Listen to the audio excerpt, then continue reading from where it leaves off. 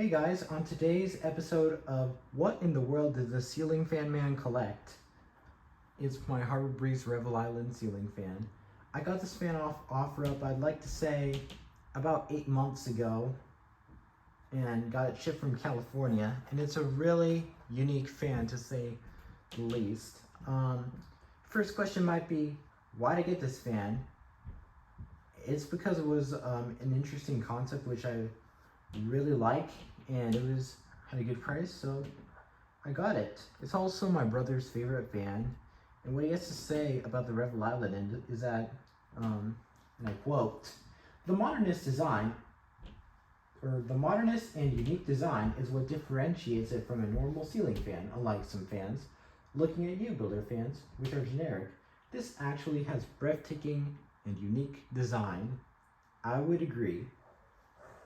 Starting off the remote, you'll see that it's just like a standard Lowe's egg remote, but instead of a light option being here, it's a reverse switch.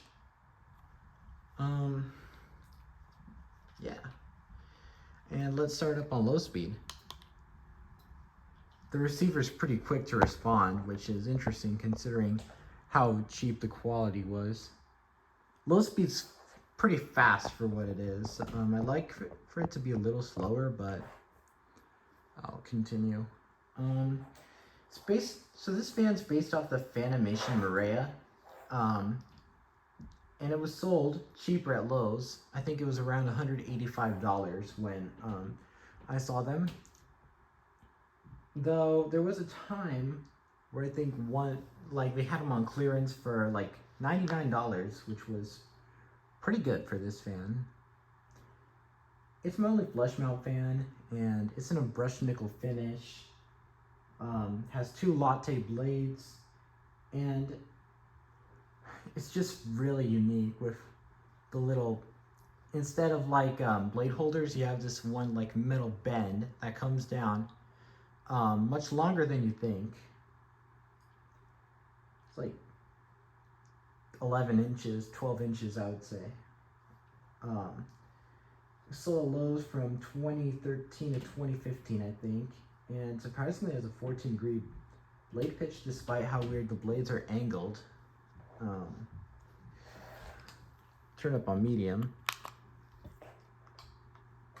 So when I got this fan, the mounting bracket was stuck onto the fan,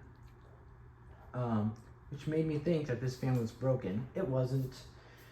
But recently I took this fan out and just picked up the fan from its mounting bracket and it fell off. And when that happened, I was shocked and excited at the same time, knowing that I'd be able to finally get a chance to test this fan. What's weird about this fan is, I don't know if it's with all flush mount fans, but it only has 2 ground wires instead of 3.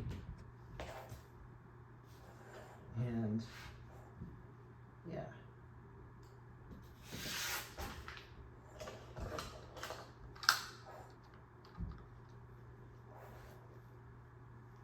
Let's turn up the high speed.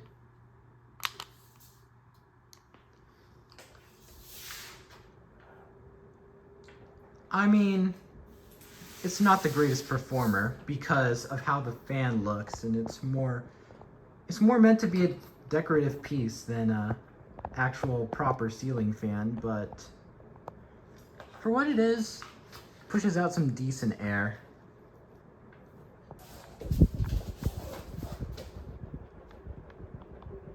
You can also hear some whooshing noise because I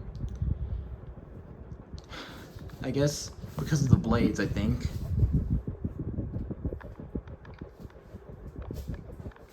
But yeah, if you really want to cool down your room, it's not the most ideal fan, but for what it is, it's pretty good, I would say.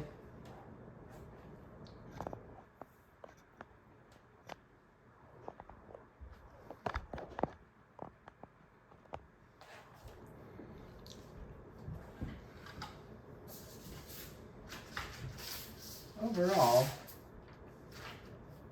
like I said, it's a very interesting and unique fan though. Love the way it looks. Spin down. So,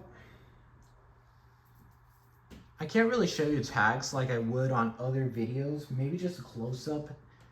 The reason being that all the tags are inside of the mounting bracket. But from the picture I took, I can tell you that this fan was made on July of 2014. And what's interesting is that inside of the motor housing, all the parts really seem cheap.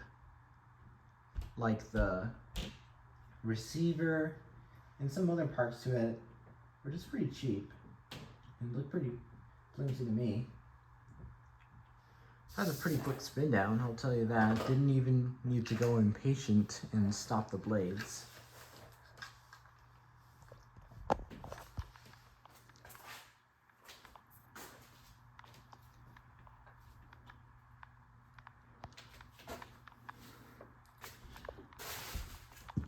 And yeah,